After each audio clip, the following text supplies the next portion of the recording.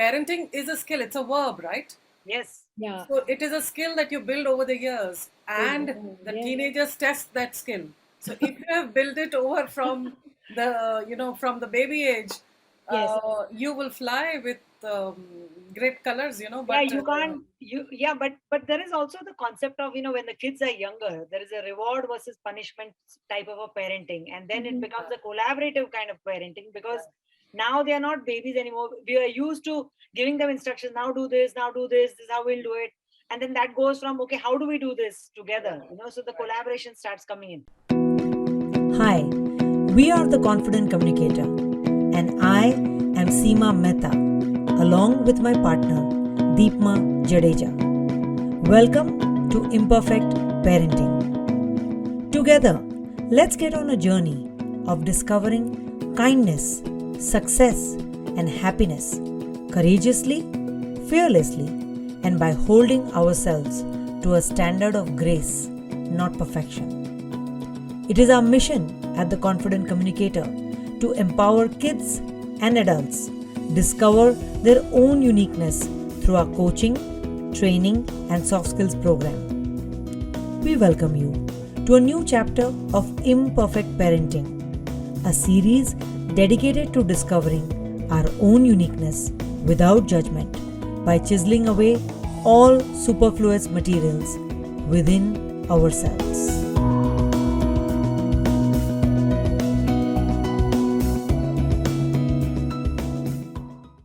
Hi everyone, this is Seema Mehta from the Confident Communicator, along with my partner.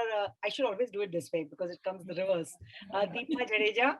Um, Today's topic of imperfect parenting is an interesting one because it's about the generation.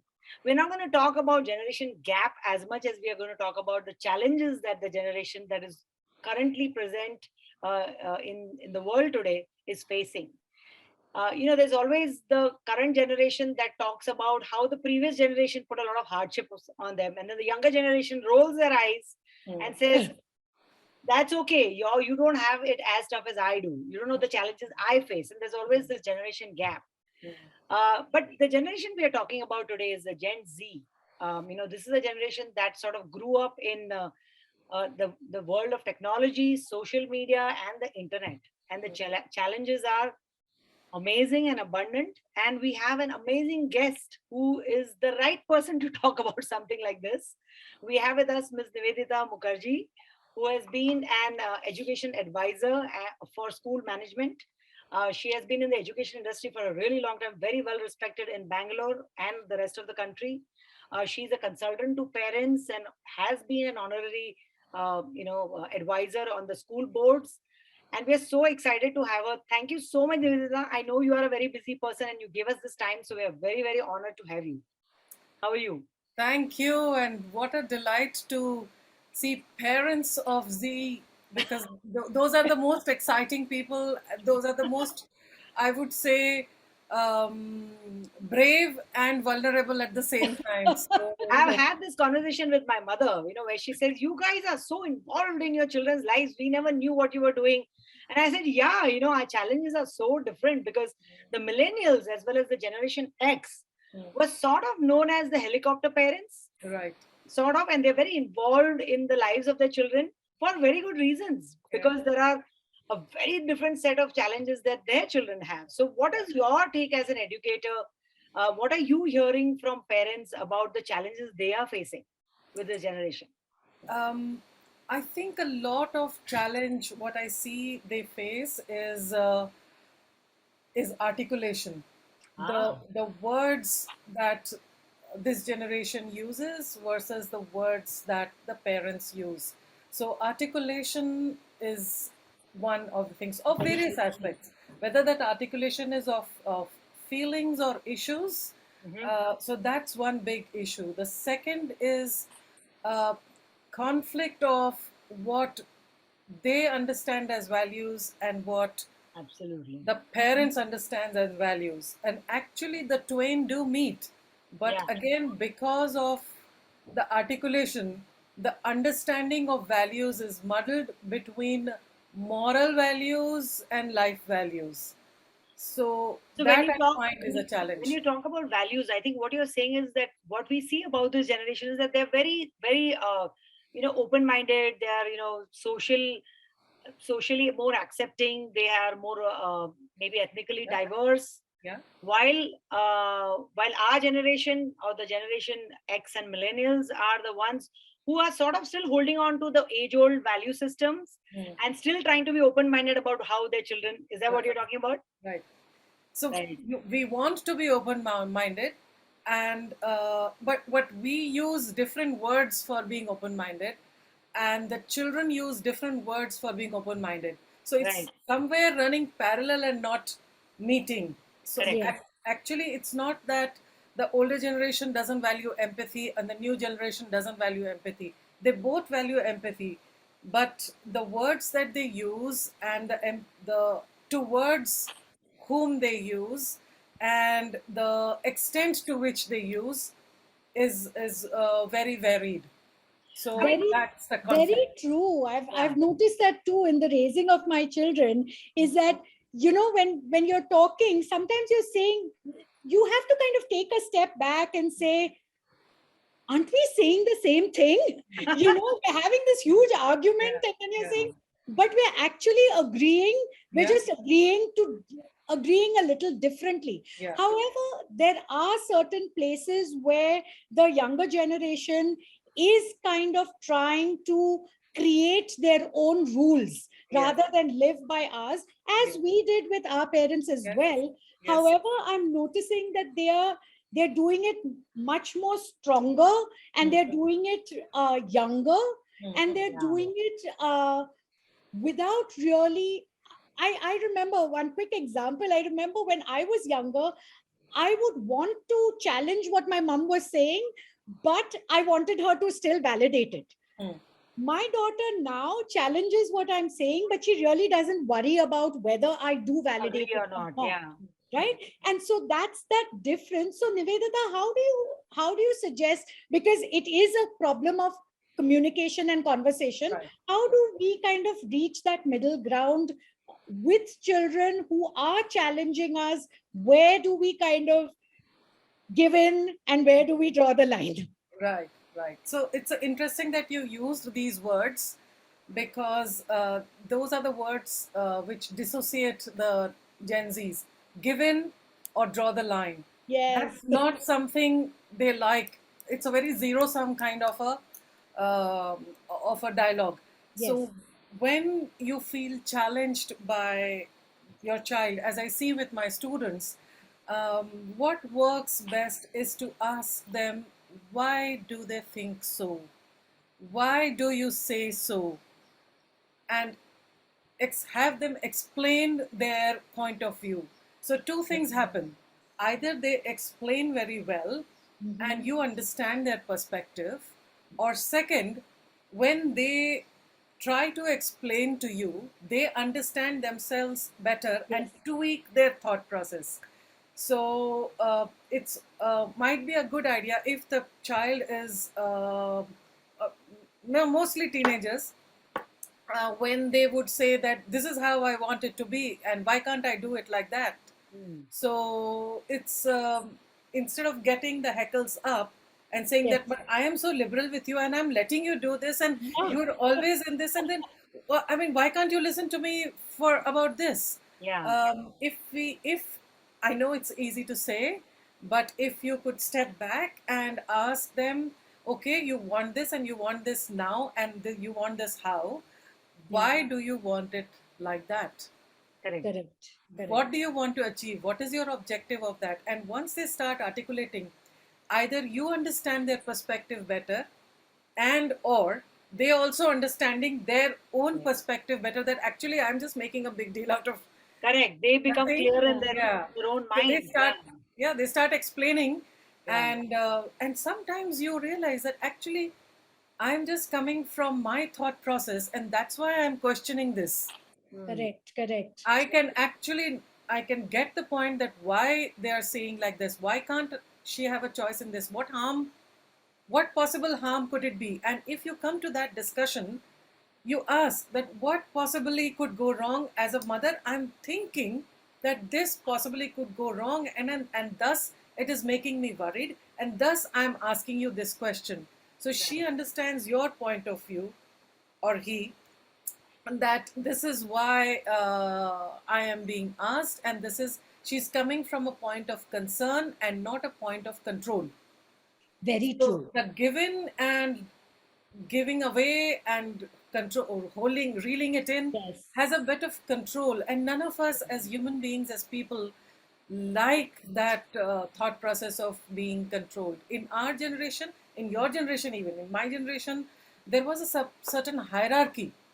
Yes. uh, but we as parents over time, and you most definitely in your generation, have tried to break that hierarchy, because you have felt that that hierarchy keeps you away from your loved ones. Yes.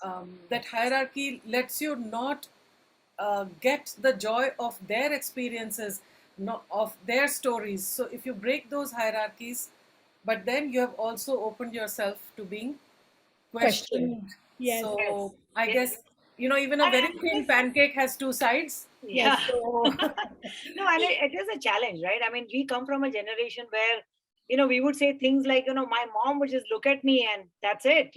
That was that look, there was this look.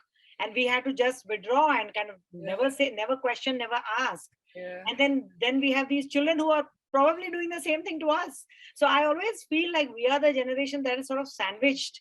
We yeah, are we are sort of oscillating from that, respecting the older generation and then yeah, also respecting the boundaries of the younger generation. And yes, here is the challenge of us where we have to sort of balance these two things, right, right? Yeah. This is a right. generation that is communicating through social media and text, and Mm. that is a generation that just looks at you and they're saying a lot of thousand Yes, words. yes, So it almost feels like we are the generation that, I wouldn't say suffering, but we have a greater challenge and a greater interest in actually finding out what is the right approach, because we right, have to break that barrier, like you said, and we right, have to break that hierarchy for bonding purposes. right. So I hear what you're saying. And So I how do, like the word, you when you use respect, yeah, how does respect translate correct, from one generation to the other? For this generation, respect is being unbiased. Respect is when yes, you listen to them, just hear them. Hear That them is out. that is showing them the respect. So they understand respect much differently yes, than you, or most definitely I understood yes, respect in our time. So even that word respect has transcended the generation, and absolutely, I think you're so right about that, Nivedita, because of the respect and the bonding, the two words that we worry about the most, right? Is that, am I being respected? Am I being given the my due, as a parent? yes, Am I, are you afraid of me? And I right, think one of the things that our generation has tried very hard to do with our children is not have them be afraid of us. right, Now they've become teenagers, and like you said earlier on, the difference between control versus being heard is now very big, because you're afraid of them yeah, going down the wrong, yeah, making wrong decisions, absolutely, taking wrong steps, getting into yeah, bad company, whatever. yeah, And yet you've already created this monster that, that feels that it's okay to question you, it's okay to speak up for themselves, it's okay to yeah, back answer, whatever you want to call it. I mean, yeah, it could be yeah, called a lot of things. But how then do we, I love the first point that you said, where you said, ask them why, and make them go inward, make them reflect, and all of a sudden things might get clear. But the second thing is, what if you're seeing some red flags and you want to kind of intervene, and they're pushing you back? right. How then do we handle that scenario? Yeah, it's a tough ask for parent of every generation, because by experience we know that, okay, this looks like it is going in this direction, and can they not learn from my experience, or can they not Yeah. learn from my knowledge? Do you have to reinvent every wheel and then go on? yeah, So one thing that I ask parents to weigh, that, do you want, I mean, battle, you want to win the battle, or you win the war, Win the War. war. what you want to do. Yeah. So depending on what it is, you make you know how much you want to lean on the child, how Correct. much you want to lean onto it. What is it that you're tackling? And it's not to say that if it is a small things you let go, because then it's a slide. But how much will you tackle it? To what extent will you push it? What is it that you are trying to achieve out of that discussion? For example, biggest thing I hear from parents is they are so messy in their room. They don't clean up their room. I have to go and clean up their room. That kind of a dialogue is there, that Conversation. sometimes, Yeah. and then the child gets annoyed that you are coming into my room, and uh, this Privacy. is not right, it's privacy. So you have to see how messy is the mess in the room. And I know it's a very, very subjective viewpoint, but check out if it is a health and hygiene issue. Hmm.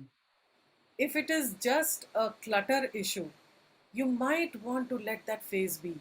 If it is putting up posters on the wall issue, you just might let that Let it go. pass. Yeah. It It's doesn't not worth. matter. Yeah. In fact, hang out in their room if you wish. Get ensure that you get invited into their room without making a big deal out of how they have kept, because then you will not be invited in their room. Correct. So you need to figure out what you don't miss the trees for the woods. Yes. Enjoy, yeah, enjoy the child's company, enjoy the child's room, ask them to show what they are doing, maybe learn a few technology lessons on the child's computer in the child's room. Um, uh, who knows, you will learn something, you'll Yes. form a bond, and next time she might keep the chair clean for you to sit there. But Hopefully. I would say that if it's really not a big hygiene issue, you might want to let that slide. Just Yeah. Right. So that's not a these, thing I you mean, want to argue with. you talked Correct. about the differences in the value system. So now this is a simple example of a room being messy, and those are easy ones to kind of Yeah, let go. yeah, But when the value systems of two generations vary so much, right, uh, that's where the challenge really comes in, right? Where right, we are trying to set values for our children, right? yeah, We're creating an ethos, we are creating some sort of a belief system in the family, which right, we hope that our children will embrace, so that when they are faced with a challenge, they will be able to distinguish between right and wrong. right. But when there are differences in the values, uh, uh, I mean, how do you maintain that dialogue between the two generations so that Right. it, again, you have to make that choice of what is worth. Yeah, Do you want to win the war, or do you want to win the battle? So Yeah. how do you approach that? so for example, if you take the value of, um, say, telling a lie, is Yeah. that's a value. Honesty. Yeah. And we think that not telling a lie is a good value to have, and I think it's a universal value, Yeah. that you be truthful. If you're truthful, you are trusted. So I think that requires a bit of role modeling all through, and sometimes if the and reflection on yourself, as we say that when you become parent, you become a better human being, because you perpetually have a little mirror in front of you. Yes. Yeah. Yeah. So it's a good idea to reflect on what you say, when you say, and how you say, and is it truthful? And if you are being truly truthful, and you would know whether you are being truthful most often than not, it's a good idea to say it out loud, Yeah. that oh, I'm facing this dilemma, and I wonder what I should say, and do it as a like a, I know it's a bit of a role play, Yeah. Emily. but it's a case study. For Yeah. them, it's a case study. Yes. So they learn by osmosis. Correct. So they will know that if you say, "Oh, I'm wondering what should these people are wanting to come home, and I'm not ready to have them home at this point in time. I am very busy, or I'm tired, or this is not the right time for them to come. I'm wondering what should I say? Should I say this or should I say that?" because you don't want to hurt the other person. You don't want to be rude. Yes. Yeah. So it's a good idea to discuss with the children and I wonder what I should say. Correct. Because my dilemma is between being rude, and it might come across as rude, or it might be a little bit of a untruth, White lie. white Yeah. lie that I'm saying. Correct. Because this is a life skill. The children will have to say some white lie in some time in their Correct. lives. But how to say that and when to use that? Correct. When it is a of all greater good, then it's okay, because saying that white lie is saving you and also saving the other person from the hurt. Correct. Right. But if Right. it is harming the other person, then that's a lie. Then you are covering up. Correct. But defining white lie is a very important part of growing up. Yes. Defining how to manage relationships. This what you're doing is managing relationship. Yeah. Whether in work situation or home situation. I mean, you really have a very big home situation, and you need to be at home, and you cannot be at work. And you want to tell Deepma, can you just carry out this work on your own? Because I'm unable to, I won't be able to Join. work Come in in. this Yeah. kind of Yeah. situation. So, to your partner, will you tell the truth? Will you be telling the white lie? To Yeah. whom would you tell? What kind of relationship do you have? Correct. Correct. Because if Correct. you trust Deepma, then even if you say, Deepma, I just want to take off. Yeah. Can you just, do it? Just Yeah. hold the fort. Yeah. Yeah, just. So Deepma will not judge you for that because you trust her. Yeah. But people who would judge you for that, possibly, or feel very hurt for that, saying that. So what I would say is a role modeling is a Correct. good idea of transference of values. There Yeah. also you will find your children saying, "Ha, so that time you said this, it was all It right, was and now this okay. time Now it's not working. Yeah. not working." So Yeah. Yeah. I think those are very good discussion points and learning moments for children. And Yeah. as long as you are open and you don't keep your ego in the middle all the time, it's okay. I You say, think yeah, I should have not done it like that. No, some of our how could I previous. have done it better? Somehow Yeah. I also felt that that time it was okay, but I don't think it is nice. Yeah. So I'm not proud of I'm myself. not Yeah. proud of myself. Yeah, It was yeah. In it's fact, I was okay. just going to say some of our previous guests have actually talked about this whole idea of being vulnerable. The whole concept of parents showing the vulnerability, especially our generation needs to do that quite a bit Yeah, in order to create these moments of learning, whether it is yeah, about the value yeah, system or is this role modeling, right? We don't yeah, have to put up, we used to put our parents on a pedestal, but yeah. this generation is not going to see a parent on a pedestal, but they will also see how they behave and Yes. how vulnerable they can be. And Yeah. it's a lot about the feelings, and it's a lot about Yeah. transparency and Yes. communication and stuff like Yeah. that. So How they dealt with this generation has faced unprecedented with the pandemic, pandemic situation. They have faced Yes. sickness, death. They have faced job loss yes, and cut down in their homes. yes, So if this is a life skill, I would say we have to treat it as a something that we are teaching our children as how to handle extreme stress situations yes, Absolutely. and be together still as family. Families have fallen apart. correct, Yes. So will the child learn that okay, when the stress situation happens, this is what happens. correct. Yes. So Whereas families fall apart. Yes. Yes. they fall apart. What is the child learning? And one of the things that we always say, Seema and I are so passionate about this, is the starting of having conversations when the children are very young. Because suddenly when the child is 14 years old, you say, chalo, chalo, now everybody sit down and we'll do one role play and we'll do one conversation.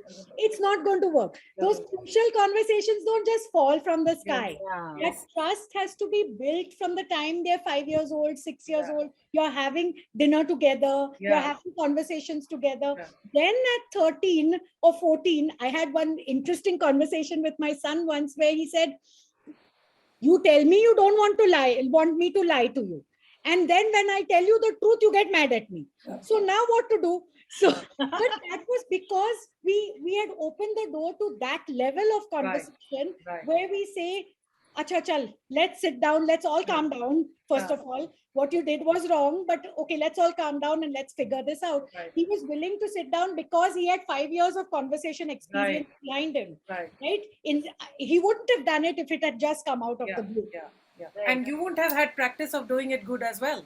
We wouldn't either. Yeah. Yeah. You have to, it is all a skill.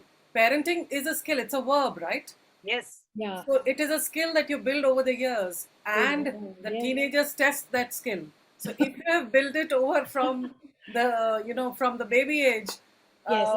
you will fly with great colors, But Yeah, you can't. But there is also the concept of when the kids are younger, there is a reward versus punishment type of a parenting, and then it becomes a collaborative kind of parenting because now they are not babies anymore. We are used to giving them instructions. Now do this. Now do this. This is how we'll do it.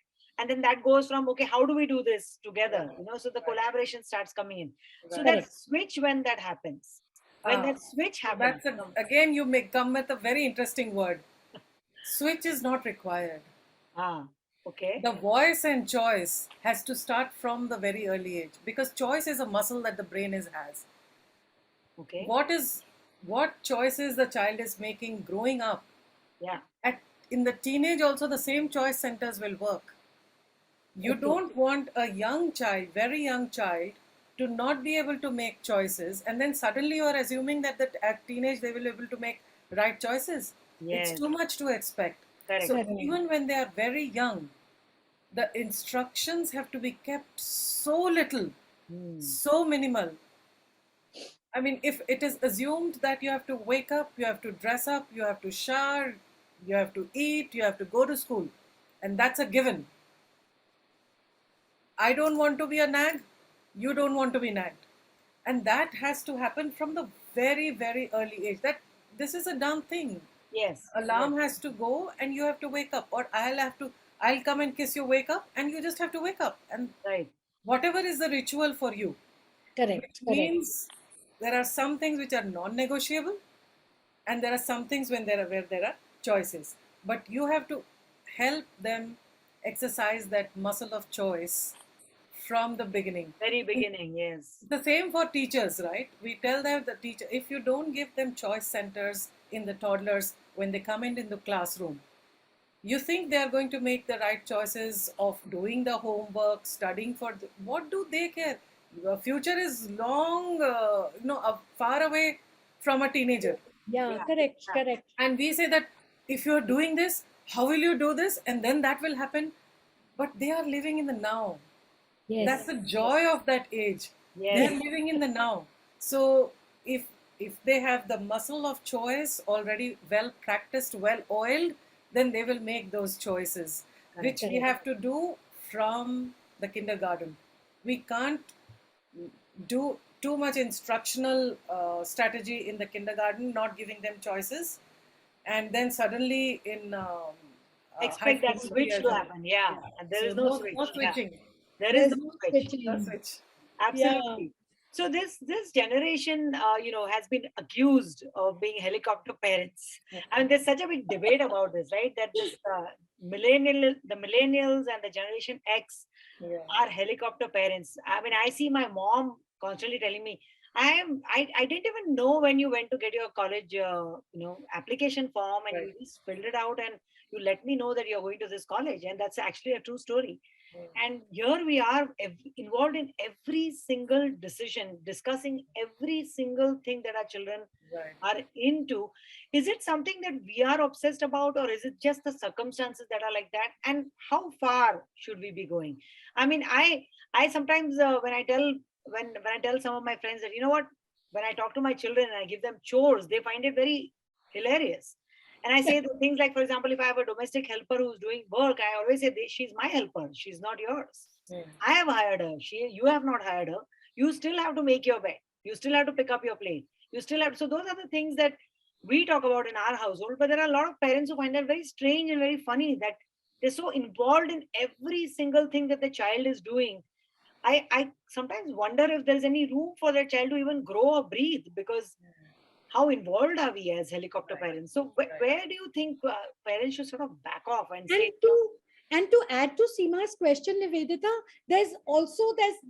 a lot of us are very aware and we're very self-aware about, oh, this is helicopter, this is over-parenting, we're doing too much, we're overdoing this to our children. And then you see someone else doing it and then you feel guilty. And you feel ke, mujhe bhi karna chahiye kya? Yep. Am I being a lazy parent? Am I being a bad parent? So you're not sure. How do we do that? How do we handle that situation? What I have figured that each of us are unique as parents, and so are our children. So, what helps you decide those things is your child. You can ask. It's a good thing to ask your child. Am I being too much in your lives, or am I being too much into it? And, yeah, and even a fourth grader or a fifth grader will tell you, "Ma, let it be." Yeah. So that gives you a signal to back off. I think that it's okay. We are Asian, we are Indian parents, we are Asian parents, and we are still concerned with kya khaya, kya piya. Absolutely. And my son is 31, and he has been living away from me since 7th grade in various schools and colleges. And I do ask him still. Still ask him. So, what did you cook? Because he cooks, right? So I ask him, what did you cook today? What did you eat today? And so these days, immediately he will rattle off, this is what I did, this is it now. Your list of questions. Yeah, I think it's fine. Sometimes talking mundane is very good, because then you are not asking, everything has been all right with you. Did you, like for young children, we ask, गिर गए क्या? किसी ने डांट दिया क्या? Did you, everything was all right in the school? Then the child feels, was everything all right? Maybe something I should complain about. Something, I should complain about. So, so I think sometimes it's okay to talk mundane. In fact, many parents have a little thing like I had with my son. Oh, what shall we talk about today? And because I was a life sciences teacher, and whenever we would go for a walk, I would always say, this leaf is this kind, and this plant is that kind, and this one name's in that type. So I think when he was in grade 3, he started telling, let's talk about a leaf. Oh. And that became a thing even now. For you. We talk almost every day, and every day there's nothing much to discuss. We say, let's talk about a leaf, which means just some random topic you pick up and you talk. So I think most parents have something like that. So what shall we talk about? It's a good idea I want to sit around with you for 5 minutes. So what shall we talk about? Right. It's a good idea to ask them. Yeah. Sometimes they'll say nothing. Yeah. Nothing. Yeah, correct. So, okay, you have nothing. Okay, let me tell you what happened to me, or I have an interesting thought, or this is what I read in the newspaper, or any of those. So the talk doesn't have to be about you or me. It can be about the world. And the best part of Gen Zs is they are most interested in what's happening around the world. Correct. They are interested in gender equality. They are interested in voting rights. They are interested in immigration laws. I have some children who are just passing out grade 12, and they're going to UK and US, and the immigration laws are changing over there, especially for Indians, Asians, anybody who's non the same country. Yeah. And they are worried because they are going to study there. And earlier they used to get 2 years to go and continue work there. Yeah. Now they don't have that. So the laws are changing. So they are actually concerned about the world affairs. Yes. Correct. And how it impacts them. How it impacts them. So it's a great idea to talk about climate change, because they're truly concerned about climate change and sustainability. They're truly concerned about racism, gender equality, LGBTQ. Those are their real concerns in life. So talk about a leaf. Do talk about a leaf. Yeah, I love that. Exactly. I love that. I think I'm going to say, let's talk about a leaf. And that will kind of take the pressure off. Especially, being a mother of a teenager, I've often found that my daughter sometimes even says, I just don't want to talk. Yeah. And, we drive to school and I go to drop her every day. And she sometimes says, I just don't want to talk. When children kind of withdraw or what we call withdraw, but what they call going within, because they want to figure out all angles of a problem Yeah. before we come in, and we feel shut out because they are not, they don't want us there. So Right. how do we handle that, and how much leeway do we give at that, and do we come back? No, and how do we handle that, especially when you can see that they are struggling, right? When they're, Right. especially when they're struggling, Yes. is where the temptation to sort of dive in and Jumping. kind of take care of the baby Right. is so high, right? And you Yeah. know that you got to stay outside and you got to let them figure it out. So what do you do at that point? I mean, how do you, kind of restrain yourself so that this doesn't happen? Restrain yourself. I know, but it's a genuine concern, and it's a very parenting. It's a survivalistic concern. I think Yes. it's difficult to walk away from that, but that's where the judgment comes. That how much should I get in? Will my getting in push the child away? Yeah. Yes. Because you don't want to risk that. So sometimes it just helps to be there, be around, and Yeah. carry on normally. And sometimes also it helps that just sit and have a coffee Yeah. without much chatter. It also helps, like what I have seen some of my parents whom I work with doing is both of them take their own Kindles and go somewhere. They said, okay, we're just going. Yep. You drive out, go sit in a coffee shop and read your own Kindles. Yeah, because it is hard. It is hard to just do nothing, and so you kind of put yourself in some other Yeah. activity or just move Yeah. away from So there. So just that, both of you sit and read yeah, Kindle, and that's totally fine. And you will see the child will want to talk because it's going on in their head. But right. if you Yeah, keep yeah. on asking, then it's coming in the way of their thought process. Yes. Yes. Yes. If it's the communication, if it's open, the child will reach out to you. You just have to give multiple opportunities without prodding. Right. Correct. Right. Correct. So now in the beginning, we talked a lot about technology and how technology is so central with this generation. You know, they grew Yes. up with technology, with social media. Communication is through social media and text. So the Yes. form of communication has changed. I mean, Yes. do I need to text my child to say, by the way, where are you? You know, I'd like to have a word with you. The form of communication has changed. Yeah. Yeah. So, and of course, it's a challenge for the parents because they have to sort of stay abreast with whatever is going on with technology so that Yeah. they can then understand what the children are talking Yeah. about. Because many times, you talked about things like LG, the whole sexual orientation conversation, or you talked about, just things that they care about, discrimination, racial Yeah. discrimination, about climate change. Yeah. These were not conversations we ever made with our Yes. parents. So Yes. here's a new set of conversations that we Yes. have to do. We have to constantly stay ahead as far as Yeah. technology is concerned. Yeah. So what is the like even as educators, what are the challenges that teachers today are facing? Yeah. Yeah. Yeah. It's With very, very challenging for teachers because yeah, the teachers were taught in the way actually you and I were taught. Correct. And but they are facing a generation which is more relying on technology to teach them. I yes, mean, YouTube is the biggest teacher for children at this Absolutely. point in time. yeah, So it is a good idea to embrace technology. Now, do you have to go and learn technology? Do you have to master technology?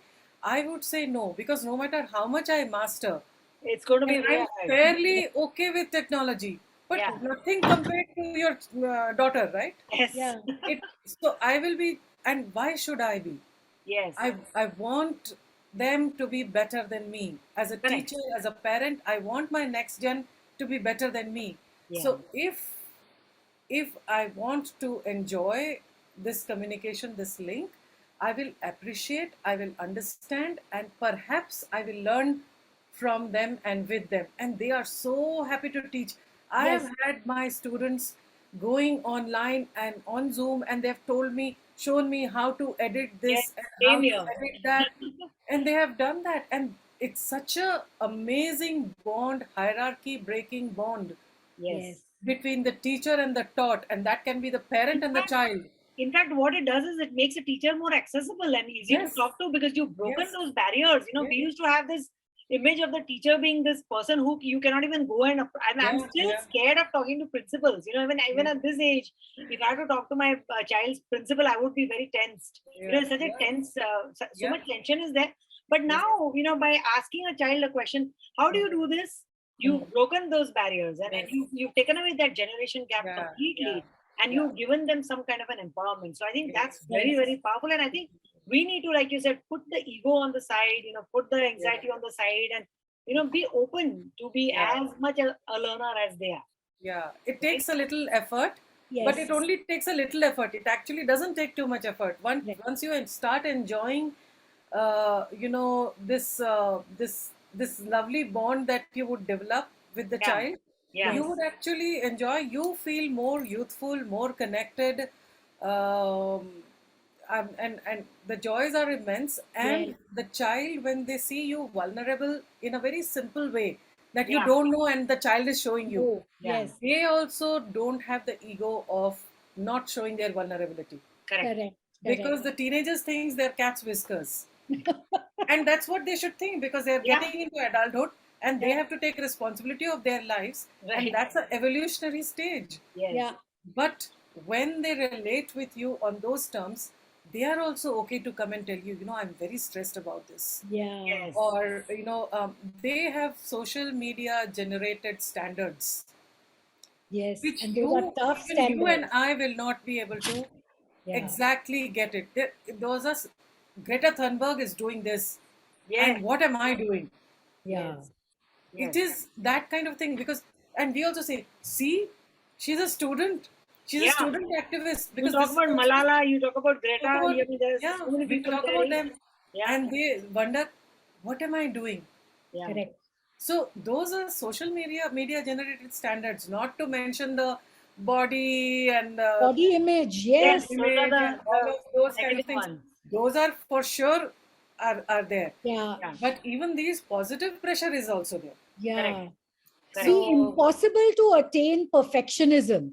And I think that's one of the biggest reasons why we started this series called Imperfect Parenting, because again, be vulnerable enough to accept and own your own imperfections and the stuff that, like what you were saying, that you don't know, so that your children don't grow up with that need to be perfect all of the time and to show that perfect face to the world. I mean, I will never forget the laughter that Seema and I have got from our girls when we have had, when we have said, I don't know how to do reels. How do I edit this? What do I do with this? It's just, they just laugh and they're saying, Mama, like, how clueless can you be? Kind of thing. And that brings us so much closer, because they feel that we've chosen to be vulnerable, and we've chosen to say, I don't know, teach me. I think a lot of parents have also come from a place of a lot of empathy. They feel sorry for their children, because we didn't have to figure out at the age of 16, 17 what we wanted to be. I mean, we would talk about silly things like, oh, I want to be a firefighter, or I want to be a chef, or whatever. But now this generation is talking really big. There is a challenge here where if you are not one of those who knows what they want to do by the age of 16, 17, there's something wrong. And that puts a lot of pressure on the parents. I see that in social circles where parents love talking about, what kind of research their sons and daughters are doing and what they're planning to do and how they're interested in biotechnology and how they're interested in STEM and how they, there's this, all this. And the app and that life-changing app that they've created. And the pressure is so immense because everybody's child is now doing something phenomenal with their lives, with all these aspirations and all that. So now what advice would you give to those parents who worry about, who are not part of this rat race, or who have sort of felt like, oh, maybe I should have done those 10 sheets of math with my child when they were in the first grade. I mean, I certainly feel that way today, that I wish I had done that, because I know there are lots of kids in my daughter's class who are so good in math because their mothers did 10 sheets of math when they were younger. And I thought that she should just have fun and play, and that's what children are supposed to do. Yeah. So what do you say to those parents who sort of feel like we missed out on something? Is there a FOMO effect here? What is FOMO. happening? Yeah. I think FOMO happens because as parents, the jury is always out for us that whether we did the perfect parenting, because we want to be perfect parenting, we want to do the best for Yeah. our child always. So Yes. that FOMO will always be there with the parent because the jury is always out. कुछ भी बच्चे ने कुछ किया, you will think, oh, did I do something because of that? It is like Yeah, that. yeah. I mean, we take too much responsibility For of the everything. world on ourselves. What we forget to think about is that at that point in time, what all was happening in our lives and their lives. Yeah. When you were not doing this math and that math, what else were you doing? What else was your child doing? Yeah. And do you think uh, that has helped the child shape up their mind or their confidence or their joy in their heart? Will it is not right or wrong to do this or that. Yeah. Did it work for your child for Correct. letting them be for some time? Yeah. Yes. Did it work for you to just both of you sitting and reading some book and eating mangoes? Was it okay instead of like sending them to? Did it work for you? Did you Yes. feel very much in the moment at that time? Right. The worst thing that Gen Z feels today Hmm. is stress, Yeah. overall anxiety, Correct. and the possibility of coping for it. Yes. They feel, despite being in a hyper connected world, they feel very alone. So Very at those lonely. Yeah. points in time, those are the things. Are they okay being alone? Yes. If you had left your child to alone, they would have figured out what to do when they're alone, right? Correct. And Absolutely. it's not because they're misfits. It's just because it's okay to be alone. It's funny, Yes. no, that you say that because I just yesterday I was having a conversation with my 16-year-old and I was just saying, my older daughter is already in college and the younger one is going to go in about a year or so, and I kept telling her that I worry about you leaving for college because you are my little one, you're my younger one. You've been so protected. The last 2 years have gone in the pandemic. You've been at home. We've all been so close together, and now suddenly we are talking about you going to the US to study, and I don't know if I'll be able to let you go. Maybe I should also move there. We were just joking about it. We were just having this conversation. And she said, Mom, I know that many times you see me asking you, come with me now, help me do this. But when I am on my own and you are not around, I'll have to figure it out, right? Absolutely. So Yeah. don't worry, I'll figure it out. When How she lovely. said that to me, I got goosebumps. Yes. So when she said that to me, I was almost in tears because that's when I realized that those moments when we just did nothing and we just had maybe mangoes and read a book, and we let ourselves be, somewhere she was growing this very strong mindset. And Absolutely. that's Yeah. what is critical and that's what is important and that's the right way to raise a child. And while I was continuing to be insecure as a parent, she put me at ease and said, you know what, when I am on my own, I know I will figure it. So you don't worry She about has it. the confidence. She has the confidence to figure it out on her own. And that's what you gave her when you sat down and read a book with her and didn't do those 10 sheets of 10 I sheets of love what math you said. I with love what her. you said that, don't worry about so much about the future, but worry about, am I really in the moment with my child? Am I really enjoying? Is this the right thing for her Yeah. or him? Yeah. So I think that's such a good advice that you gave, Nivedita. So, I mean, now this generation is obviously growing very fast. They are talking about retiring at the age of 35, 45, which is unheard of for our generation. Do you think they're growing up too fast? Do you think that things are happening much faster than with them? Or is it that they have made choices to live very differently from us? We think that we should be working till we are 65, 70, and, we have to save and we have to do these things. While they're talking about backpacking and, exploring the world and something that is totally unheard of in our generation. So what is your opinion about how this generation is flying and how quickly are they flying? I think it's something very good that your generation of parents have done, because it has given them the security, the feeling that okay, we will make choices and we will live with our choices. Yeah. We don't have to, like you mentioned earlier, that they are not seeking your validity. They want you to hear, they want you to understand, they want you to enjoy what they're doing, they want you to make a conversation about what they're doing, but they're not looking for any validation, because you have given them that confidence. You have Yes. already given them that confidence that you go ahead, make your choices, and be responsible and accountable for your choices. How lovely it is to hear that you're working for joy, Yes. not just working to earn. And if you're working for joy, um, it is retirement only when you think that it's a one phase to the other. Yes. Correct. These children are not saying that they will fold their hands and sit on a couch. Correct. They might just go and do volunteering, or they They might just might do do, yeah. something So for the what environment. Yeah. you They have might given impact. them, you have enabled them Yes. to make those choices.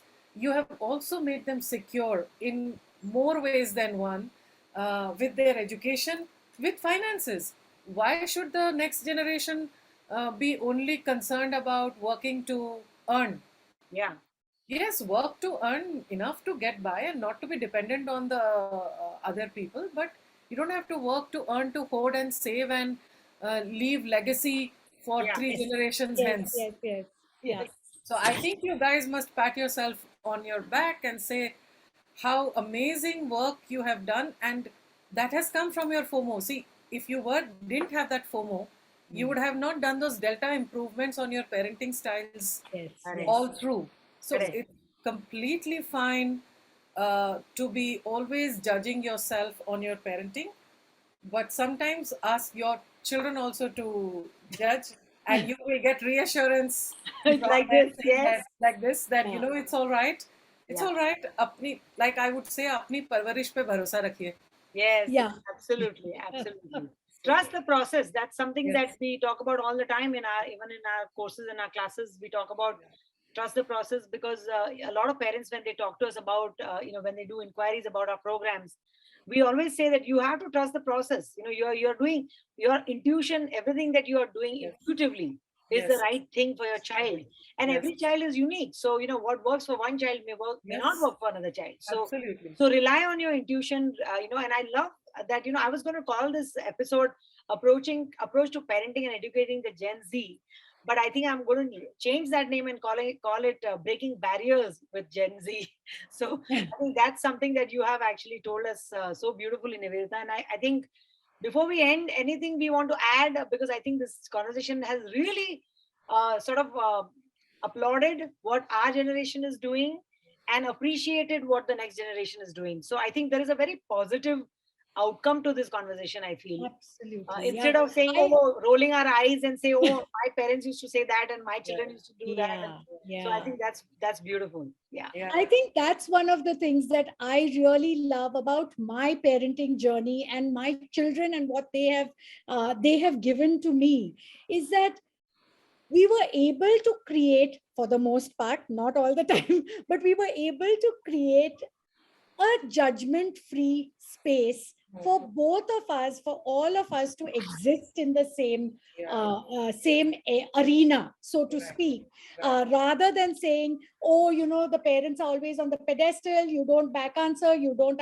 you don't say anything, you just do, they are always right, kind of thing. When you go to school, it's always the guru shishya thing, the children need to be seen, not heard, kind of thing. And I think this generation, the teachers like Nivedita, as well as the parents like us, have kind of created a space where children can say, we have opinions and we want to share them. And we have then realized that they've got amazing opinions. They've got lovely Nivedita, I think Deepa brings up a very interesting point. And before we end, I just wanted to talk about that. I think that like we keep saying, it takes a village to raise a child. So I think this almost sounds like the educators as well as the parents sort of need to come together really on this journey, because it is not an easy task for just the parents to handle the kids, but also the educators need to be equally involved. Do you see that happening a lot in your area of work? more often than not it is happening, but I want to put a question to you. Who do you consider as educator? Is it Ah, only the teacher in the school? no. Is It's it the also the parent and It's everyone else it parents, is the involved. grandparents, neighbors, all the parents, people. grandparents, neighbors? The environment is the third teacher in your home. Yes, What do you call precious and what do you call expensive? true. Big in your home, that's a teaching moment, and Yes. it's a perpetual teachers. Yes. What do you call clean and what do you call untidy? Hmm. What do you call uh, uh, you know when Good you're and bad. learning, Yeah. yeah, good and bad, what you and how, what is your criteria for that? Right. Yes. Technology is your teacher, so you Yes. are also crowdsourcing a lot of parenting. So Yes. what technology are both of you watching? What movies are you both of you watching? What animation both of you are watching? Have you discussed the Will Smith slap on Oscar this Yes. time? Yes. So that's a teacher, right? Yeah. Correct. That moment Teachable in moments. time Yeah. is Yeah. a teacher. What Yeah. you think about it, what the child thinks about it, what should be done about it, there's no right or wrong about it. But the Yeah. discussion is the teacher. True. So yes, it takes a village to bring up a child, and in this village, you have social media and technology Mhm. as the As a very big dominant time, entrant. Yes. Dominant teacher. big time teacher for Yeah. your generation of children. uh, as I said, social media has set its own standards and it Correct. is judged by those. So we have to treat social media as the teacher as well. One thing that I mentioned about in your home as an environment as third teacher, what is expensive and what is valuable? Always we talk about such an expensive phone. You want this kind of a phone. What is it expensive? And also, is it valuable? Is something valuable because it has been passed on from generation and thus it is precious? Hmm. Uh-huh. That's Yes. also one thing. And also, a phone is expensive. Don't break it, don't lose it, because it takes a lot of money to do Money. that. Yeah. You can say that how much time it takes you to earn that amount of money post tax. Correct. Correct. It's a good It's a conversation good when you're conversation talking to have. finances. Yes. If you're Yeah. talking expensive, you can talk about finances. It's a 1 lakh phone. Yep. Then how much is it is post tax earning, and how many days does it Correct. take whoever earns in the family to earn that kind of money? So it is Yeah. equivalent to that. And Correct. how does it fit in your overall house budget? So Yeah. that's also a teacher. Yes. What words you use uh, while you are talking about your environment around you, Yeah. what joys you derive out of things which are around you, Yeah. that makes it valuable, right? Yeah. The Correct. value versus the expense or the price, Yeah, right? yeah. The value versus the price is so Very important. true. I know Very true. I had a child here, one of my daughter's friends, who came and he bought a iPhone 11. I think at that time it was. He had an internship and he got the iPhone. His father bought him the iPhone 11, and I said, how much does your intern pay? Hmm. And he told me, and I said, so how many months' salary is that? So he said, Auntie, only 3 months, but my dad paid for it. And I said, 3 months, 90 days. Now multiply 90 days by 8 hours a day. Yeah. Now start thinking how long you would have had to earn had you bought that phone yourself. Right. That's the value of the phone. And now that you have it, how long should you keep it Keep it. Yes. before changing The it? next one comes out. Yeah. Next one, yeah. So it's a good discussion to have. We don't have to Yes. be should have, could have, would have, naked, but it's a good discussion to have. There's Discussion no to have. harm in doing these discussions with children, because it does register with them. They're very, very Yeah. smart, and it does register, and they will come back and say that, I really want an iPad, because then you can ask why. Yeah. And why can't this tablet or that tablet do it? And let them find out the specs, and let them find out why do they need that, and let them reason it with you. And then you can also reason that, what do you think, how long this should be? Ask them, Yeah. Yeah. Correct. how long should you be able to use it, and how much worth can you take out of it? So okay, so that means it will be per hour this much cost for using this. Oh, wow, that sounds like a very valuable use of this money. Okay, Correct. let's go ahead and get it. because they Correct. know you can afford it. Yes. Yeah. Yes. They know you can afford it. There's no Yeah. point in saying that it's expensive, we can't afford it. Yeah. And I think but we have to chip the surface and go yeah, deeper. I think that's yeah, what you're trying to say. You got to chip yeah, the surface and go a little bit deeper, yeah, have those deep crucial yeah, conversations, yeah, and they come up and they erupt in so many different yes, scenarios and situations. And I think yes, that's what you're Correct. saying yes, beautifully.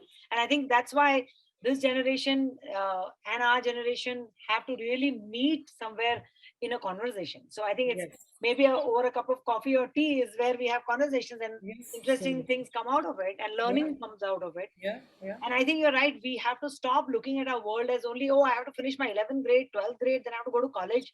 yeah, That's not the only arena of no, learning. Learning is no, everywhere. And you can yeah, talk about a leaf, you can start talking about anything. yeah. Correct. So, yeah, this has been such a amazing conversation, Nivedita. And so grateful that you gave us this time today. Oh, my Wonderful pleasure talking. completely. We had a great time talking to you. And, I think hopefully there'll be a lot of parents who will now have a better understanding of how to approach a conversation with their children and spend their time in the right way, breaking the barriers with Gen Z. That's what we're going to call it. So thank you, Nivedita, Thank you, and Nidhi. thanks, Deepma. And we'll see you guys next week for yet another episode of Imperfect Parenting. Thank you.